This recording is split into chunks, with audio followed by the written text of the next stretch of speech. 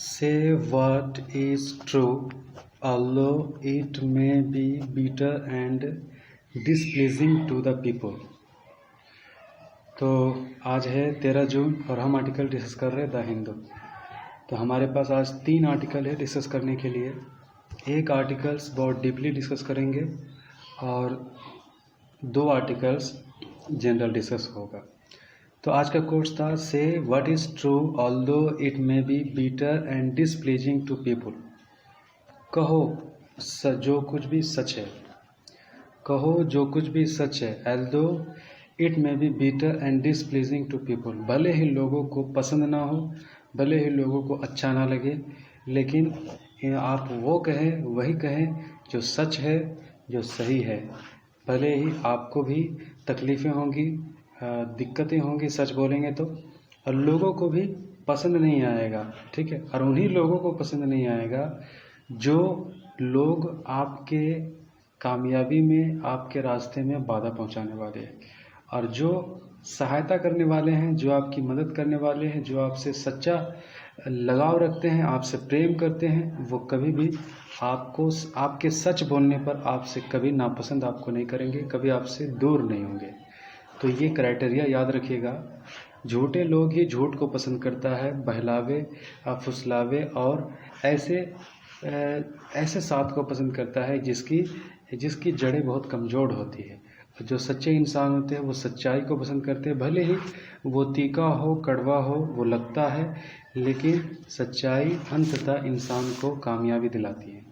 तो ठीक है, ये कोर्स आपको अच्छा लगा होगा।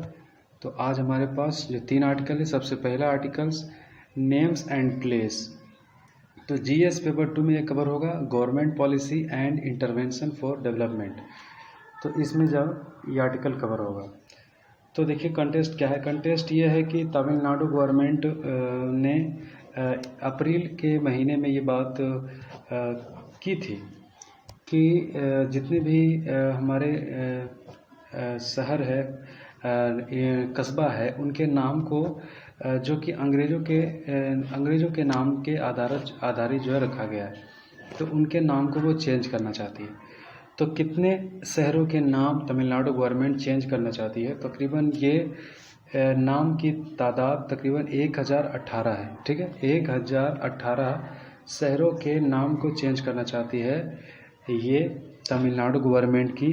अप्रैल में ये चीज़ जो है कहा गया था, और अप्रैल के डिस्ट्रिक्ट कलेक्टर कमेटी जिसके हेडेड है ministry of Tamil Nadu official language and culture, इन्होंने ये जो है कंसर्न जो रखी है कि तमिलनाडु 1118 सिटीज़ का नाम जो है चेंज करेंगे। तो सवाल ये है कि सिटीज़ का नाम चेंज करना क्या ये सही डिसीजन है? वैसे तो आर्टिकल नंबर कह लें कि 29, ठीक है, आर्टिकल नंबर 29 से 31 तक हमारे जो है कल्चर को प्रोटेक्ट करने के लिए, लैंग्वेज को प्रोटेक्ट करने के लिए ये जो है स्टेट को पूरा अथॉरिटी दिया जाता है कि वो अपने लिए जो है अपने तरीके से अपने कल्चर को, लैंग्वेज को प्रोटेक्ट करने के लिए अपने कदम उठा सकते हैं, ठीक है। तो खैर इसमें तो कोई दिक्कत नहीं है, लेकिन सवाल ये है कि 1018 सिटीज़ का नाम चेंज करना क्या ये प्रैक्टिकल है? क्या ये मतलब कितना मतलब ये सही है? कितना इसके लिए कितना जो है हार्ड वर्किंग करना पड़ेगा? तो वो बात है कि ये बहुत ही लेबोरियस वर्क होगा, बहुत ही एक्सपेंसिव होगा, और बहुत ही ज़्यादा जो स्पेलिंग जो आप जो चेंज करेंगे, साइन बोर्ड वगैरह जहाँ जो शहरों का नाम होगा वो आपको चेंज करना पड़ेगा। ट्रांसपोर्ट में जो आपका नाम होगा वो सब चेंज करना पड़ेगा, सारे करेक्शन करना पड़ेगा, सारे रजिस्ट्रेशन, डॉक्यूमेंटेशन। तो एक बहुत लेंदी और बहुत एक्सपेंसिव जो है आपका खर्चा बढ़ जाएगा, और पहले से ही पेंडेमिक की वजह से आपका इकोनॉमिक जो है हालत ख़राब है, और ऐसे स्थिति में ऐसे एडवाइजरी जारी करना तो कह ले कि एक बहुत ही ज़्यादा जो है आपके ऊपर बर्डन पड़ता है, ठीक है। तो और दूसरी बात यह है कि इसके लिए आपको पब्लिक से भी आपको कंसल्ट करना चाहिए, सरकार को पब्लिक से कंसल्ट करना चाहिए, क्योंकि सरकार जो है चुनी हुई चुनी हुई बॉडी होती है। सरकार जो है पब्लिक चुनती है सरकार को, तो पब्लिक से जो है ये कंसल्टेड होना चाहिए। आप 1108 शहरों के नाम चेंज करना चाहते हैं तो ये पब्लिक इशू में आना चाहिए, एक डिबेट और एक चर्चा का विषय बनना चाहिए। और दूसरी बात यह है कि इकोनॉमी का प्रेशर तो पड़ेगा ही। तीसरी बात यह है कि जो है लोगों को काफ़ी कन्फ्यूजन हो जाएगा, जैसे कि 1108 नाम अगर आप चेंज करेंगे तो लोग बहुत जल्दी से ये नाम जो है लोग को पहले वाला नाम जो है कन्फ्यूज़न पैदा करेगा, और फिर ये सब चीज़ें जो है होंगी। और फिर देखा था हमने कि मद्रास का नाम चेन्नई रख दिया गया था जनवरी 1969 में, आज से तकरीबन 27 साल पहले। तो वैसे आपकी क्या राय है कि इतनी ज़्यादा शहरों का नाम चेंज करना क्या ऐसे वक्त में क्या सही डिसीजन है? तो आप इस पर क्या कमेंट देते हैं? आप अपना कमेंट, अपना राय ज़रूर देंगे, ठीक है। तो अब ये हमारा दूसरा टॉपिक है, ये जुडिशरी के ऊपर है, डोंट ब्लेम द बार। तो ये कवर करेगा आपका फंक्शन ऑफ द जुडिशरी, और ये बात होगा कि जुडिशरी की जो फंक्शन से पिछले कुछ महीनों से पिछले कुछ सालों से काफ़ी डाउनफॉल हुआ, और जुडिशरी की जो लेजिटिमेसी आर्टिकल नंबर 142 के तहत जुडिशरी की जो अपार शक्ति है, उस शक्ति का, और फिर जो फंडामेंटल राइट्स प्रोटेक्ट करने का, नागरिक के हितों को प्रोटेक्ट करने का रिस्पॉन्सिबिलिटी जो जुडिशरी के ऊपर है, तो इसमें काफ़ी जो है सुस्ती देखा गया, और काफ़ी चीज़ें जो है गवर्नमेंट के अनुसार जो है गवर्नमेंट, देखिए हमारे यहाँ क्या है, सेपरेशन ऑफ पावर है। हमारे यहाँ लेजिस्लेटिव अलग काम करता है, एग्जीक्यूटिव इम्प्लीमेंट करने का काम करता है, और जुडिशरी जो है तीनों को, यानी कि लेजिस्लेटिव को और एग्जीक्यूटिव को बैलेंस करती है। और बैलेंस करने के लिए उनके पास तराजू क्या है? तराजू उनके पास है कॉन्स्टिट्यूशन, संविधान। तो संविधान में फंडामेंटल राइट्स को प्रोटेक्ट करने के लिए और संविधान को प्रोटेक्ट करने के लिए जो हमारे संविधान निर्माता 142 के तहत जुडिशरी को बहुत ही ज़्यादा पावर दिए हैं, ठीक है। तो इस पावर का इस्तेमाल जो जुडिशरी को जो कर सकते थे, वो फ़िलहाल के वक्त में जो है बिल्कुल ना के बराबर देखा गया। जैसे कि 370 और 35A जब रिवोक किया गया था, तो कई सारे वहाँ पर जो लॉकडाउन जो वहाँ पर हुई थी, जो वहाँ पर, तो ऐसे हालात में फिर जो लॉकडाउन के दौरान में 370 और 35A के संबंध में कई सारे जो PIL दाखिल किया गया था, कई सारे जो है केसेस जो है वहाँ के तरफ से जम्मू कश्मीर के लॉकडाउन के विषय में, उसके विषय में जो है नागरिक के फंडामेंटल राइट के लेकर जो है कई सारे, लेकिन इस पर जो जुडिशरी का जो कह ले कि जो जजमेंट था, जो जजमेंट तो ना कह ले, जो एडवाइजरी था, वो था कि सरकार को वक्त देना चाहिए, और इस विषय में जो है सरकार को भी वक्त देना चाहिए। तो ये बातें थी। तो वक्त तो बिल्कुल सही बात है, वक्त देना चाहिए बिल्कुल जल्दी से। कोई भी समस्या का समाधान निकल करके नहीं आता है, लेकिन बाद में भी जो प्रेस को लेकर जो एक वहाँ पर जैसे कि कई सारे जर्नलिस्ट के ऊपर जो है UAPA लगा दिया गया था, unlawful activities prevention act, UAPA, ठीक है। तो इसमें क्या था कि वो कुछ प्रेस क्या कर रहे थे, वहाँ पर कुछ ग्राउंड रिपोर्टिंग कर रहे थे, या फिर कुछ तस्वीरें निकाल रहे थे, या फिर किसी को स्टोरीज बना रहे थे। तो उसको लेकर जो उनके ऊपर ये अनलॉफुल एक्टिविटीज़ प्रिवेंशन एक्ट लगा दिया गया। उसके ऊपर भी जो केसेस जो थी, उसके ऊपर भी जुडिशरी का ये जो कंसर्न था कि सरकार के ही हित में जो है ये चीज़ जो है कही गई थी। तो कहने का मतलब ये है कि जुडिशरी जो है एक फ्री इंटिटी है, फ्री बॉडी है, और जुडिशरी के ऊपर रेस्पॉन्सिबिलिटी है संविधान को प्रोटेक्ट करने का, लोगों के राइट को प्रोटेक्ट करने का। तो ये चीज़ जो है, इसकी लेजिस्लेमेसी जो है फ़िलहाल कुछ वक्तों में जो है डाउनफॉल देखने को मिला। और फिर कह लें कि जो अभी जो माइग्रेंट लेबर के इशू देखिए कि एक बहुत बड़ी तादाद में माइग्रेंट लेबर को जो फैसिलिटीज़ जो लॉकडाउन के बाद जो मिलनी चाहिए थी, जो हमारे इकोनॉमी का पहिया चलाने वाला, हमारे रीढ़ का हड्डी है हमारे इकोनॉमी का, उनके साथ जो मुसीबत और परेशानी में जो तनहा उनको छोड़ दिया गया। तो उन लोगों के राइट्स का और उन लोगों को जो है उनके इच्छाओं के जो के अनुसार उनको उनके अगर जो घर जाना चाहते थे उनको घर जाने की पूरी रिस्पॉन्सिबिलिटी जो है ये काम अगर चाहते थे जुडिशरी अपने ऊपर, अगर एग्जीक्यूटिव अगर फेल हो जाए तो लेजिस्लेटिव यानी कि जुडिशरी पूरा अथॉरिटी रखती है कि वो उस चीज़ को रेगुलेट करे, उस चीज़ को जो है अपने तरीके से हैंडल करे।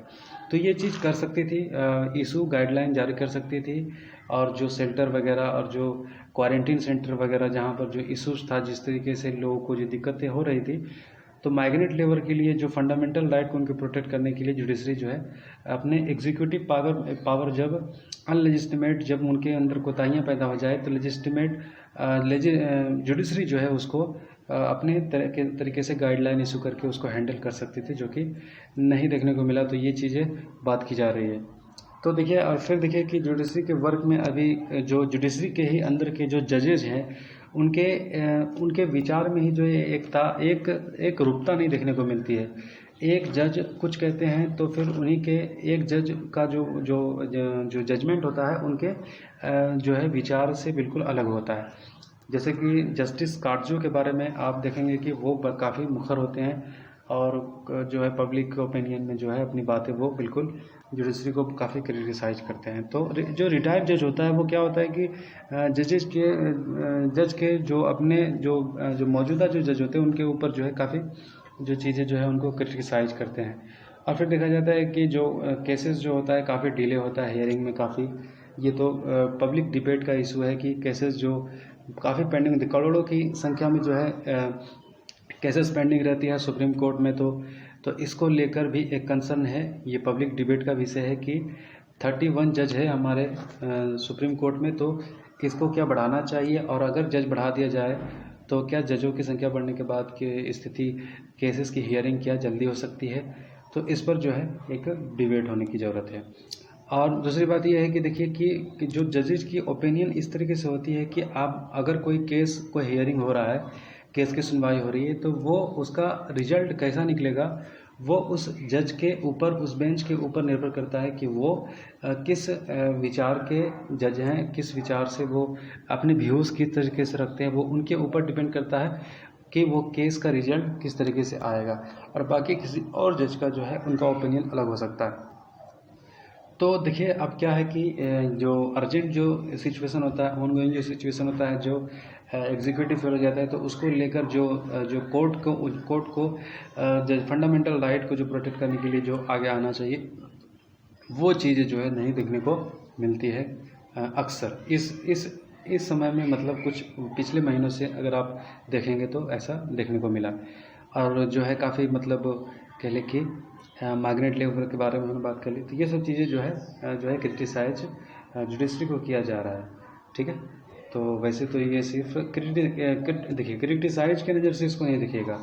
देखिए यहाँ पर बातें यहाँ पर यह है कि जजमेंट जो जुडिशरी की जो फंक्शनरीज है, वो फंक्शनरीज में थोड़ा सा जो है सुस्तीपन थोड़ा देखने को मिला, और थोड़ा सा जो लोगों के जो फंडामेंटल राइट्स और कॉन्स्टिट्यूशन के प्रति जो चीज़ें है, जो रिस्पॉन्सिबिलिटी है, जो जुडिकल एक्टिविज़म जो देखने को मिलना चाहिए, न्यायिक सक्रियता, उसमें थोड़ा सा जो है ढीला ढाला अप्रोच देखने को मिला। ठीक है, तो ये था आर्टिकल जुडिशरी के ऊपर था। और हमारा तीसरा आर्टिकल है प्रेशर ग्रुप, तीसरा आर्टिकल है हमारा जीएस पेपर 2 में ये कवर होगा। और ये आर्टिकल जो है एजुकेशन के ऊपर है।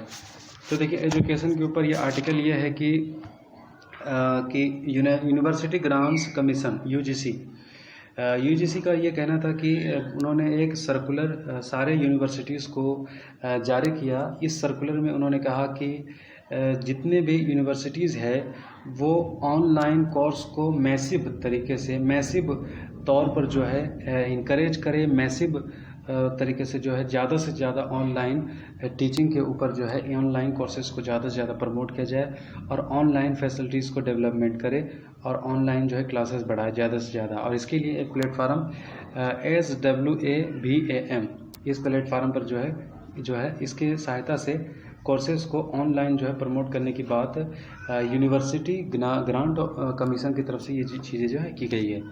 तो सवाल ये है कि हमारा जो एजुकेशन है पहले से हायर एजुकेशन की हालत जो है हमारी बहुत खस्ती है। और ऐसे में जो अगर हम ऑनलाइन प्लेटफार्म को इतना ज़्यादा अगर प्रमोट करेंगे तो एजुकेशन फिर हमारा फिर क्या हो जाएगा, सिर्फ डिग्री बेस बन के रह जाएगा कि आप एजुकेशन के माध्यम से केवल जो है डिग्री प्रोवाइडर, आपको यूनिवर्सिटीज़ आपको सिर्फ डिग्री प्रोवाइडर प्लेस बन जाएगी। और आपका जो एक स्टूडेंट का जो इंस्पायरेशन होता है, जो टीचिंग क्वालिटी होती है, जो स्टूडेंट के अंदर जो क्वालिटी पैदा होनी चाहिए, तो फिर वो मात्र डिग्री का जो है लेवल हो जाएगा और क्वालिटीज़ जो है बहुत ही ख़राब हो सकती है, ऐसा जो है आर्टिकल में कहा जा रहा है। तो देखिए, जब हम ऑनलाइन पढ़ते हैं तो ये सब फैसिलिटीज़ नहीं हो पाता है। डायलॉग जब हम क्लासरूम में प्रमोट करते हैं, का डायलॉग होता है, अब बातचीत होती है, डिबेट होता है, और किसी बात से हम डिसएग्रीमेंट करते हैं कि ये बातें हमको जो है इसके खिलाफ जो है आर्गूमेंट देते हैं। एक फ्रेंडशिप होता है, डाइवर्सिफिकेशन होता है, कई विचार एक साथ जो है एक बेंच पर जो है बैठती है, एक क्लास में बैठती है। तो कह लें कि ये कभी भी जो है, अब फिर उसके बाद कह लें कि जो रिसर्च होता है, प्रैक्टिकल होता है, और ये सब चीज़ें जो है ऑनलाइन अगर हम ज़्यादा से ज़्यादा अगर मैसिव जो उसको लेकर के आएंगे, ऑनलाइन प्लेटफार्म को सबसे ज़्यादा जो है इनकरेज करेंगे, तो ये हमारे एजुकेशन जो पहले से जो खस्ता हालत है इसको और ज़्यादा खस्ता हालत बना देगा।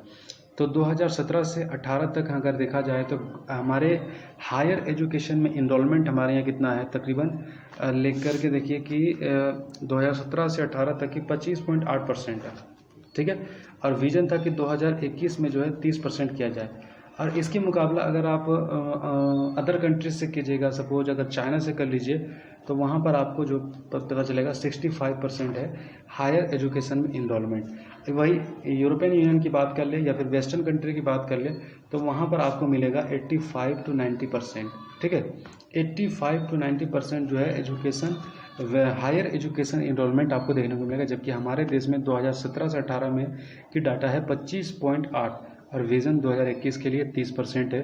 तो ये यूनिवर्सिटीज़ जो है सिर्फ डिग्री ग्रांट देने का जो है काम ना करे, बल्कि यूनिवर्सिटीज़ का जो स्टूडेंट के अंदर जो क्वालिटी जो होनी चाहिए, और देखिए जब क्वालिटी नहीं होता है तो अगर आपके एजुकेशन में क्वालिटी नहीं होगा तो फिर आप सोसाइटी में क्या होंगे, डिस्क्रिमिनेट होंगे। आपको ऐसा महसूस होगा, आपसे जो ज़्यादा क्वालिटी वाले जो होंगे वो आपसे आगे निकलेंगे, तो आपको लगा कि हमारे साथ भेदभाव और हमारे साथ जो है इक्वालिटी नहीं है। सोशल जो है आपके अंदर चिड़पन होगा, एक दूसरे के साथ जो है तनाव बढ़ेगा, संबंधित खराब होंगे।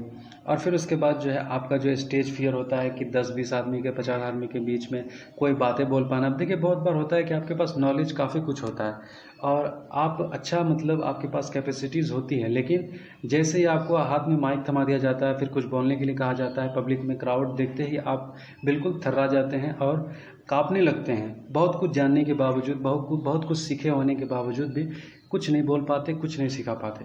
तो ये क्या होता है, आप ऑनलाइन प्लेटफॉर्म पर अगर एक रूम में बैठ करके आप जो है क्लासेस लेंगे, तो क्या स्टेज फियर ये कभी आपकी ज़िंदगी में कभी दूर होगी? कभी नहीं दूर होगी। तो आपको एक स्टेज प्रोवाइड करता है, आप एक प्लेटफॉर्म पर खड़ा होते हैं, आप कुछ लोगों को सिखा पाते हैं और आपके अंदर जो डर होता है वो डर दूर होता है जब आप क्लासेस में जो है आप स्पीच देते हैं, लेक्चर देते हैं। तो ये सब चीज़ें ऑनलाइन प्लेटफॉर्म जो है कभी भी इंकरेज नहीं कर सकती है। तो ये चीज़ें हमने बात की, ठीक है। तो ये था हमारा आर्टिकल एजुकेशन के ऊपर। और जो हमारा जो बड़ा आर्टिकल है ये प्रेशर ग्रुप जीएस पेपर 2 में काम आएगा और ये हमारे पॉलिटी, इंडियन पॉलिटी को कवर करेगा, ठीक है। तो डिटेल से इस आर्टिकल को देखेंगे। तो सबसे पहली बात है कि प्रेशर ग्रुप है क्या, व्हाट इज प्रेशर ग्रुप। तो प्रेशर ग्रुप ये जो वर्ड है और इसका जो फंक्शंस हैं इसको देखेंगे। सबसे पहले देखिए कि ये ओरिजिनेट कहाँ से हुआ। प्रेशर ग्रुप ओरिजिनेट सबसे पहले यूएसए में हुआ और इसका काम क्या होता है, इसका काम ये होता है, इसका डेफिनेशन ये होता है कि people who are organised actively for promoting and defending their common interest. जब लोग एक कॉमन इंटरेस्ट के लिए ऑर्गेनाइज्ड होते हैं, जमा हो जाते हैं और उसको प्रमोट करते हैं, उसको डिफेंड करते हैं, जो अपना इंटरेस्ट है, कॉमन इंटरेस्ट है, जैसे कि आपका जो इंटरेस्ट है मेरा भी वो इंटरेस्ट है, तीसरे का चौथे का भी। तो वो जब कॉमन इंटरेस्ट के ऊपर जब ऑर्गेनाइज्ड होते हैं और उसके लिए उसको प्रोटेक्ट करने के लिए प्रमोट करते हैं, डिफेंड करते हैं, तो ये प्रेशर ग्रुप का ये काम होता है, ठीक है। तो प्रेशर ग्रुप ये होता है कि जो जो है फोर्स करता है अपने हितों को प्रोटेक्ट करने के लिए। तो प्रेशर ग्रुप को देखिए कि एक होता है इंटरेस्ट ग्रुप जो कि अपने इंटरेस्ट के लिए जो है काम करता है, और प्रेशर ग्रुप एक होता है जो प्रेशर ग्रुप को डिटेल से हम लेंगे। तो देखिए इंटरेस्ट ग्रुप क्या करता है कि ये भी फॉर्मली ऑर्गेनाइज्ड होता है, इसमें भी कॉमन हित जिसका इंटरेस्ट जुड़ा होता है उसमें लोग होते हैं। और देखिए दूसरा चीज़ देखिए कि प्रेशर ग्रुप में क्या होता है, इनका जो स्ट्रक्चर होता है बहुत वाइड होता है, काफ़ी तादाद इसमें ज़्यादा होती है, इंटरेस्ट ग्रुप में कम होती है। ठीक है, इंटरेस्ट ग्रुप जो होता है ये सर्कुलेटेड होता है, कुछ चंद लोगों के द्वारा ही होता है, लेकिन प्रेशर ग्रुप में बहुत ज़्यादा होता है, इनका फोकस बिल्कुल क्लियर होता है। और तीसरा देखिए कि इनका इन्फ्लुएंस पॉलिसी जो है बिल्कुल जो है होता है, लेकिन उतना हार्ड नहीं होता है। ठीक है, इनका इन्फ्लुएंस पॉलिसी यानी कि इसका जो मास कवर नहीं होता है ज़्यादा, और लोगों तक जो है इनका इन्फ्लुएंस बहुत कम होता है, जबकि प्रेशर ग्रुप का इन्फ्लुएंस बहुत ज़्यादा होता है, मोस्ट इन्फ्लुएंस होता है। जैसे आरएसएस देख लीजिए कितना इन्फ्लुएंस है। ठीक है, तो ये होता है। और देखिए कि इसका जो आउटलुक होता है ये बहुत ही सॉफ्ट होता है, सॉफ्टर आउटलुक होता है ज़्यादा, मतलब गवर्नमेंट के साथ जो है ज़्यादा हार्डली जो है हैरेसली जो है अप्रोच नहीं करते, बल्कि प्रेशर ग्रुप जो होता है ये बहुत हार्शली जो इनका अप्रोच होता है, बहुत हार्श होता है, बहुत हार्ड लाइन भी ये चले जाते हैं। ठीक है, तो ये चीज़ें थी। अब देखिए इसका टाइप्स कई तरह का होता है। टाइप्स ये होता है काउज और प्रमोशन ग्रुप। ठीक है, काउज और प्रमोशन ग्रुप। दूसरा इंटरेस्ट और सेक्शनल ग्रुप। ठीक है, और तीसरा इनसाइडर ग्रुप, और चौथा आउटसाइडर ग्रुप। तो थोड़ा सा ब्रीफली मैं आपको बता दूं, काउज और प्रमोशनल ग्रुप ये क्या होता है, ये एक काउज को प्रमोट करने के लिए जब लोग जमा हो जाते हैं। ठीक है, एक काउज है, किसी एक रीजन है, उसके ऊपर जो है प्रेशर ग्रुप जो है उसको प्रमोट करने के लिए जो ग्रुप होता है उसको एक काउज के ऊपर जो ज़्यादा प्रमोट करते हैं उसको काउज प्रमोशनल ग्रुप कहते हैं। ठीक है, और दूसरा इंटरेस्ट और सेक्शनल ग्रुप, ये एक इंटरेस्ट होता है उसके ऊपर सेक्शनल जो ग्रुप होता है, ये चीज़ें जो है अपना काम करती है। इनसाइडर ग्रुप ये क्या होता है, ये सरकार के अंदर से ही ज़्यादा जुड़ी हुई थी। ठीक है, जैसे कि जो सरकार के इनसाइडर ग्रुप का इनका संबंध सरकार से और सरकार के पॉलिसीज़ को से ज़्यादा रिलेटेड होती है, और इनका देख ले कि कह ले कि ये पॉलिटिकल पार्टी के ही ज़्यादा करीब होती है। आउटसाइडर ग्रुप जैसे वो होता है कि जो जैसे कि इन्वायरमेंट, जैसे कहीं पर पेड़ काटा जा रहा है। ठीक है, तो आउटसाइडर ग्रुप वो होता है कि जो जाकर के उसको कंट्रोल करने की या फिर उसको रोकने की या फिर जो है इस चीज़ को जो है आगे बढ़ करके अपने को एनवायरनमेंट प्रोटेक्ट करने के लिए, तो ये आउटसाइडर ग्रुप होता है। ठीक है, तो ये चार तरह का देख लिए। अब देखिए इसका साइज देखिए बड़ा, इसका डिपेंड करता है उसके मास कितने लोग उसमें शामिल है, उसका साइज ये डिपेंड करता है कि कितने लोग उसमें जुड़े हुए हैं, तो उसका साइज उस पर निर्भर करता है। और सोशल कंपोजिशन इस बात पर निर्भर करता है कि उसमें जो लोग हैं किस टाइप के लोग हैं, मतलब ज़्यादा अगर हाईली एजुकेटेड वेल एज लोग होंगे तो उसका जो है प्रभाव ज़्यादा होगा, और कम पढ़े लिखे और थोड़ा सा जो है कम जानकार लोग होंगे तो उसका कंपोजिशन जो कह ले कि थोड़ा सा ढीला ढाला थोड़ा होगा। ठीक है, तो ये चीज़ जो है ये डिपेंड करता है उसके साइज के ऊपर, और ये डिपेंड करता है उसके उनके किस तरह के लोग जो है उसके ऊपर जो है उस ऑर्गेनाइजेशन में, उस प्रेशर ग्रुप में जो है जुड़े हुए हैं, तो वो डिपेंड करता है। ये दो चीज़ें, ये साइज और कंपोजिशन देखिए। ठीक है, तो ये चीज़ें हैं। तो अब हम देखेंगे कि ये प्रेशर ग्रुप जो है नॉलेज बहुत इंपॉर्टेंट है। ठीक है, नॉलेज अगर आपके पास ज़्यादा होता है तो आप इफ़ेक्टिवली जो है अपना डोज जो है जो गवर्नमेंट के ऊपर जो है दे पाते हैं, आप ज़्यादा प्रभावी तरीके से जो है आप अपने वॉइस को रीच करते हैं, और फिर आपका स्टेटस जब अच्छा होता है, जब पॉलिटिकल पार्टीज़ और गवर्नमेंट और कभी से ज़्यादा जुड़ा होता है, तो फिर वो चीज़ें जो है ज़्यादा एक्टिवली जो है वो ग्रुप जो है काम कर पाता है। फंक्शन देख लीजिए, फंक्शन क्या होता है, फंक्शन तो वही है, perform a specific issue can enhance democratic pluralism and diversity. तो इसका स्पेसिफिक इशू के ऊपर भी जो है ये जमा हो सकती है, कोई स्पेसिफिक इशू के ऊपर जो है प्रेशर ग्रुप काम करता है।